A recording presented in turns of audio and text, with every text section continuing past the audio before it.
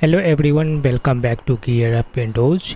If you have exported your passwords from another browser or even from Microsoft Edge itself and now want to import them into Microsoft Edge, this video is for you.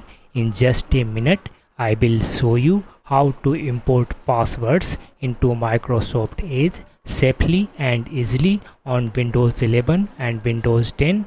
So let's get started. First open the Microsoft Edge browser. Now click on the three-dot menu in the top right corner. Scroll down and select Settings. In the left pane, choose Profiles, and on the right select Passwords. On the Passwords page, scroll down to the Passwords section. Click on the three-dot menu next to Passwords. Choose here Import Passwords.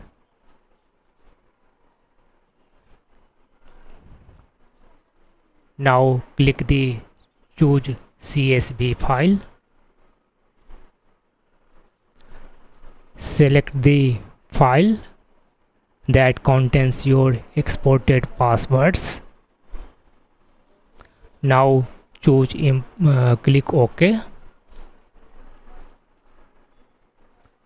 Now click OK. Edge will immediately import all compatible passwords from the CSV file. Once the process finishes, you have already seen the confirmation message. You can now use your imported passwords to sign into your websites without typing them again. If the imported passwords option is not visible, make sure you are using the latest version of Microsoft Edge. You can update Edge by going to the menu, select Settings. After that, choosing About Microsoft option.